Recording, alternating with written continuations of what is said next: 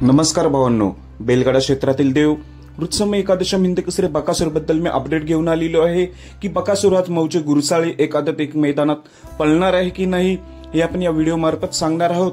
मुळशीच्या नावाने 3-4 चिठ्ठ्या निघालेल्या आहेत, तर नक्की कोणता नंदी पळणार आहे आपण सांगणार आहोत। कालपासून बरीच चर्चा रंगू लागली की काही युट्यूबर देखील टाकायला लागलेत की बकासूर आज मैदानात पळणार आहे, पण हे खरं आहे का? मी तुम्हाला 2 दिवस आधी एक व्हिडिओ टाकली होती, त्यामध्ये स्पष्ट सांगितलं होतं की बकासूरच्या मागच्या पायाला थोडीशी दुखापत आहे, त्यामुळे बकासूर थोडा आरामावर असणार आहे। डायरेक्ट 12 ऑगस्टला आपल्याला बकासूर 100% दिसणार आहे, पण कधी कधी मामा धप्पा पण देतात असं असते। पण मी आजची अपडेट तुम्हाला खात्रीशीर घेऊन आलेलो आहे। आज जे मैदान आहे मौजे गुरुसाळे, तर या मैदानामध्ये बकासूर आपल्याला नाही दिसणार, बकासूर आज पळताना नाही दिसणार एवढं निश्चित। मग 4 चिठ्ठ्या कशा मोहिलशेठच्या नावाने, तर तुम्ही ती 3 दिवस आधीची बाईट बघू शकताय मोहिलशेठ धुमाल यांची।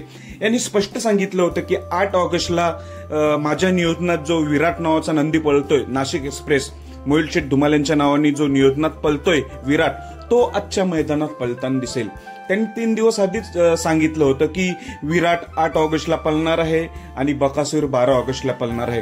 त्यामुळे आज ज्या 4 चिठ्ठ्या आहेत त्याच्यामध्ये विराट आपल्याला दिसणार आहे। तसेच साम्राज्याचं मला अजून माहिती नाही, बहुतेक साम्राज्य पण असू शकतो, पण विराट नक्कीच आहे एवढं निश्चित की आज बकासूर आजच्या मैदानात दिसणार नाही।